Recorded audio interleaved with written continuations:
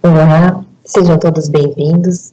Meu nome é Denise e esse é mais um webinar que a PHMP Advogados está realizando. E ele ficará disponível em nossas redes sociais com o intuito de transmitir um pouco de conteúdo a quem se interessar.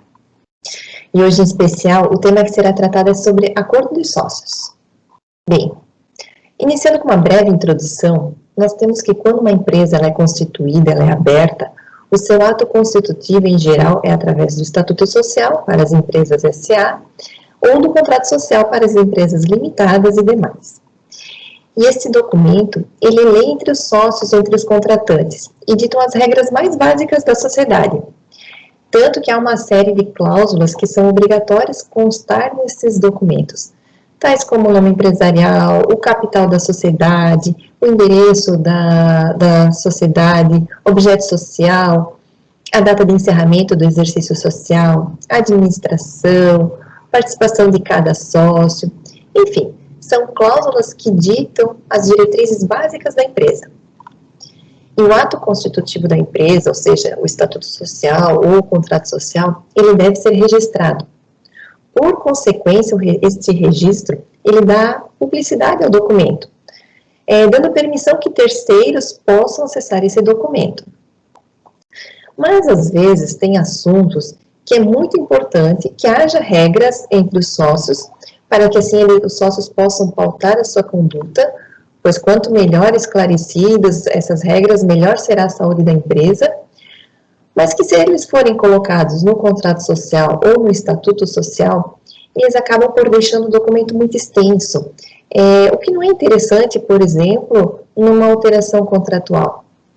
Ou mesmo colocar estas regras no estatuto social ou no contrato social, ele acaba por dar publicidade a assuntos que são alheios apenas aos sócios.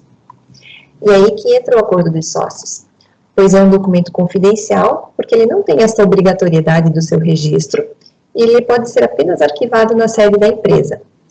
E nesse documento, pode-se estabelecer as regras internas entre os sócios e a sociedade, detalhando-as conforme for necessário, e assim dará mais segurança a quem participa desse documento, aos sócios, no caso. Enquanto conceito, o acordo de sócios ele é bem simples, mas quando for fazer, aí é que surgem as dúvidas de qual tipo de informação é que se deve colocar nesse documento. Aqui eu vou fazer um pequeno destaque, porque quando eu falo em acordo de sócios, é gênero, que ele tem as suas espécies. Então, aqui temos o acordo de cotistas, que ele é utilizado para as empresas limitadas, e o acordo de acionistas, que é utilizado para as empresas anônimas. Nesse webinar, eu vou utilizar o gênero, acordo de sócios, para fazer a exposição. Bem, feita essa introdução, então, vou falar especificamente do acordo de sócios, que é um documento acessório e complementar ao contrato ou o estatuto social, conforme o caso. Ele pode ser elaborado e também pode ser alterado. O acordo de sócios, ele pode ser feito a qualquer momento, mas é interessante que ele seja feito já no início da sociedade, fazendo assim com que os sócios, eles pensem em hipóteses que podem vir a ocorrer em situações que devem ser enfrentadas. É normal que quando do início de um negócio, as pessoas elas estejam empolgadas, estejam motivadas e empenhadas com a criação da empresa. Mas que assim como, por exemplo, um casamento, pode ocorrer o divórcio ou a morte e eventual partilha dos bens, que será feito conforme o regime patrimonial que o casal escolheu quando do casamento, a empresa ela também deve ser planejada, ela também deve ser pensada para situações além da sua criação, para situações, por exemplo, da sua extinção. Isso porque nem sempre as pessoas, no caso, os sócios, eles conseguem evoluir na mesma intensidade. Podendo, por exemplo, se apaixonar por um outro negócio, querer curtir mais a vida, querer curtir mais os filhos, e o outro sócio, por sua vez, não. E isso acaba por ser injusto, porque os esforços, eles serão desproporcionais e eles serão divididos de forma igual. Também há assuntos que nem sempre as decisões dos sócios, elas são iguais. como, por exemplo, a contratação de funcionários, a distribuição de rendimentos, entre outros, podendo haver divergências entre os sócios e até mesmo podendo comprometer a sociedade. O que se tem é uma empresa que ela é o resultado do sonho e esforços, e quanto mais se proteger isso, mais segurança se dará para a empresa. É importante que a sociedade ela preveja situações a fim de evitar desavenças entre os sócios ou até mesmo a quebra da sociedade. Colocar no papel o que a empresa espera dos sócios, de que forma eventuais lucros serão distribuídos, de que forma o negócio será avaliado, de que forma será permitida a entrada de pessoas novas na sociedade para criar aquilo que os sócios querem e desejam fazer. O acordo de sócios ele é importante na medida que nem sempre é fácil administrar o relacionamento entre sócios. E ainda é importante que este acordo seja ajustado no tempo, pela natural evolução do próprio negócio e das pessoas. No acordo de sócios, há uma plena liberdade de se colocar cláusulas que melhor se adequem à empresa. E por ter esse caráter privado, ele privilegia a autonomia da vontade das partes. Via de regra, o acordo de sócios ele segue uma estrutura de um contrato, com cláusulas, data e assinatura.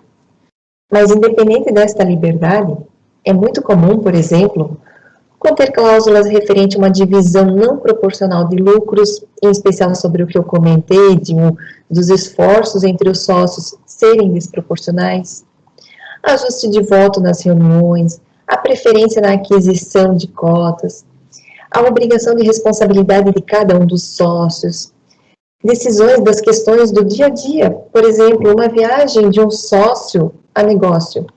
Então, quanto tempo será essa viagem e as despesas, de que forma que elas serão pagas, tanto o valor como as condições para o pagamento.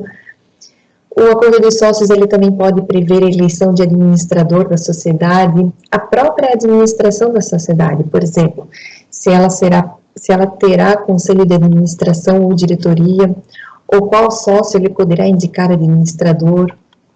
Também pode prever hipóteses de exclusão de sócio, com consequente dissolução da sociedade. Estipular a não concorrência, em que, por exemplo, um sócio, quando ele deixar a sociedade, ele não poderá concorrer com as atividades da empresa, seja por si ou através de uma outra empresa. Enfim, assim, as possibilidades de cláusulas, elas são muitas.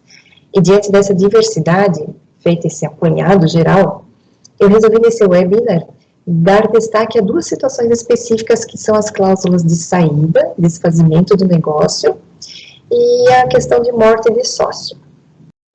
Então, especificamente sobre cláusulas de saída, de desfazimento do negócio. Nós temos a chamada cláusula call option, opção de compra, que ela dá o direito a um sócio de comprar a participação do outro sócio que vai ser obrigado a vender, total ou parcialmente. O exercício dessa opção de compra, ele pode estar condicionado a um evento. Por exemplo, atingir a maioridade, ou um nascimento, um casamento, uma data específica, etc. É fundamental que esta cláusula ela tenha a definição do preço. De que forma que a cota comprada ela vai ser feita. Definir o critério, o valor do patrimônio líquido, fluxo de caixa descontado, enfim. Ela pode prever pessoa ou empresa para fazer essa avaliação, para apurar este valor que valerá a todos os sócios. É importante especificar as condições para o exercício desta cláusula. Por exemplo, em que situação ela será exercida, o seu prazo de validade, o valor, ou elementos para calcular este valor, e na forma de pagamento também pode-se estabelecer uma multa pela inadimplência. Pode ser aplicada a todos os sócios, ou para alguns sócios. Essa cláusula ela é moldada de acordo com os sócios. Enfim, outra cláusula, que também temos no caso de saída de sócios, é a put option, opção de venda, e ela, diferente da anterior, que era a opção de compra, essa é a opção de venda. E ela dá o direito de vender a outro que será obrigado a comprar. No mais, ela é igual ao call. Aqui eu vou dar um exemplo, então, para explicar estas duas cláusulas. Uma empresa que tem como sócios um investidor e um outro que irá administrar a operação. Para o investidor, aquela sociedade ela só faz sentido se ela gerar lucro. E para o outro, além do lucro, ela é um sonho que está sendo realizado. Ela é uma busca de posição no mercado, enfim. Este outro, ele tem uma visão diferente do negócio, que muitas vezes, para se atingir, será a longo prazo. Neste caso, pode ser acordado que caso o negócio não gere lucro a partir de uma determinada data, o investidor tem o direito de vender, de sair do negócio, vendendo sua participação ao outro sócio, por um preço ou uma fórmula de cálculo já pré-definida. Na mesma linha, também poderíamos ter o call option, que é a opção de compra, podendo acordar o direito do sócio operador da compra a participação do sócio investidor por um preço ou fórmula de cálculo pré-definida, caso ocorra algum desentendimento entre eles a respeito do negócio. Enfim, estas são as cláusulas call option, opção de compra, e put option, opção de venda. Outra cláusula também que eu destaquei aqui para falar um pouco é sobre a cláusula de saída, que é a look back provision. Em geral, ela complementa um call, aquele que exerce a opção de compra, mas que não tenha comprado para revender por um preço superior. Então, pode-se estabelecer um prazo, por exemplo, 1, 2, 3, 5 anos, em que quem comprou a participação do futuro sócio, ele não possa revendê-la por um preço maior. Se ele descumprir, tem que ressarcir o vendedor daquele valor. Ainda o ressarcimento ele pode ser de forma escalonada. Por exemplo, no primeiro ano ele deve ressarcir 100%, no segundo ano ressarcir 75% e assim por diante. Outra cláusula também que eu destaquei aqui é a tag along, que é o direito de venda ou direito de saída conjunta. Quando o sócio majoritário, ou seja, aquele que tem a maior participação, ele deseja vender as suas cotas, os demais sócios, os sócios minoritários, eles têm o direito de vender em conjunto as suas cotas. Os minoritários, eles se penduram no majoritário. Essa cláusula, ela acaba por favorecer os minoritários, pois, em geral, uma venda, quando ela é realizada em bloco, ela tem um valor maior do que as cotas individuais. Ela também evita que os sócios minoritários, eles sejam obrigados a permanecer numa empresa que está sob um novo controlador societário. É um direito, não é um dever. Mas daí nós temos também outra cláusula que é a drag along, que é o dever de venda, é o dever da saída conjunta. Ou seja, o sócio majoritário, aquele que possui a maior participação, ele leva consigo os minoritários em uma negociação. É uma cláusula que, quando da venda das cotas de um sócio majoritário, caso seja da vontade do comprador, os demais sócios são obrigados a vender a sua parte em conjunto para o mesmo comprador, pelo mesmo preço e pelas mesmas condições.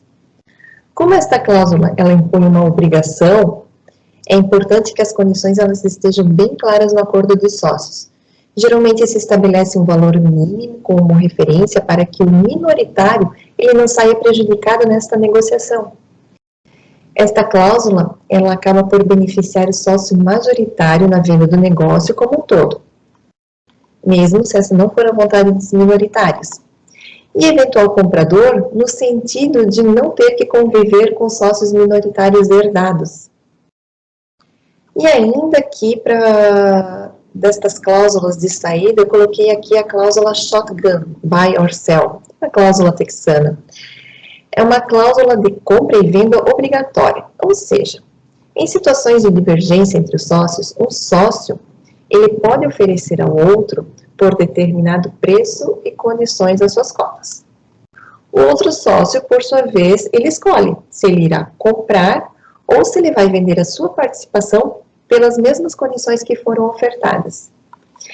Enfim, as cláusulas de saída de sócio, de desfazimento do negócio, elas buscam estabelecer uns critérios mais objetivos para se pagar quando ocorrer a situação de saída. É importante que contenham a definição do evento, o critério de avaliação da participação da sociedade e a forma de pagamento do preço, e também é importante colocar cláusula penal no caso de uma inadimplência no pagamento. Agora eu vou tratar um pouquinho sobre as cláusulas em caso de morte. Então, nós temos a questão da sucessão empresarial. A cláusula na qual ela é definida como será feita a sucessão dos sócios para com seus herdeiros. Seu intuito é determinar os direitos e deveres dos herdeiros em caso de falecimento do sócio. Isso porque, em regra, os herdeiros legítimos ou testamentários, eles vão receber o patrimônio do falecido, que inclui os bens e as dívidas. Mas há como prever no acordo de sócios, por exemplo, que no caso de eventual falecimento de um determinado sócio, os herdeiros eles não se tornam sócios. E assim vai ser dissolvida parcialmente a sociedade em relação àquele sócio falecido. Nós também temos outra cláusula que é a vedação à entrada de novos sócios. É uma hipótese na qual os sócios eles podem estabelecer o impedimento da entrada de terceiros na sociedade, como herdeiros, sejam eles os filhos, os pais, esposas dos sócios, etc. Esta cláusula ela é muito importante, em especial, porque quando a sociedade ela é criada, ela é planejada, é com uma determinada pessoa. Seja pelo conhecimento específico daquela pessoa, seja por empatia, enfim, ela não é feita, ela não é criada com os seus herdeiros. E, por consequência, os sócios, eles podem não ter o afeto com esse terceiro, com esse herdeiro, com essa esposa, com esse pai. Então, é essencial colocar esta cláusula no acordo de sócios para a própria manutenção da empresa. Porque, não tendo o afeto societário, o afeto entre os sócios, é muito comum que a empresa ela quebre. Também coloco em destaque aqui outra cláusula no caso de morte, a cláusula de sucessão dos sócios, onde são estabelecidas as regras para o caso de falecimento de um dos sócios, possibilitando a entrada dos herdeiros ou não. Em caso positivo, em caso de ser autorizada a entrada de herdeiros, o acordo ele pode prever, por exemplo, os critérios necessários para que isso aconteça. Ou mesmo, por exemplo, se esse herdeiro ele poderá alcançar cargos comuns ou até mesmo de direção na empresa. Também se pode definir condições para a admissão de eventuais herdeiros. Enfim, elenquei algumas cláusulas que eu entendo pertinentes, em especial quanto à saída e morte de sócios, lembrando que o acordo de sócios ele deve ser elaborado de forma cuidadosa, ele deve ser revisto e ele deve ser ajustado no tempo. Como eu já falei lá no início, tanto pela evolução natural do negócio, como pela evolução natural das pessoas. E também deve se atentar para que esse acordo de sócios ele não tenha nenhuma previsão que conflita com o estatuto social ou com o acordo social da empresa. E que ele também, seja em benefício, ele não traga benefícios exclusivos aos sócios, ele seja em benefício da empresa, da própria sociedade. Como mensagem final, eu registro que o acordo de sócios, ele estabelece critérios para resolver umas questões complexas que podem vir a surgir na empresa. E assim, quando essas questões, elas emergem em algum momento, não é preciso ficar gastando tempo, debatendo sobre o assunto. Basta aplicar aquelas regras que já foram colocadas no acordo de sócios, aquelas regras que já estão previstas. Bem, espero que ter passado um pouco de conhecimento, um pouco de conteúdo sobre acordo de sócios. Esse webinar ele ficará disponível no nosso canal do YouTube e também em nosso site. Eu já aproveito aqui para informar que temos programados outros eventos. Caso seja de interesse, acesse o nosso site, que lá estão os próximos eventos que irão acontecer. Enfim, fiquem à vontade, participem e no mais, muito obrigada.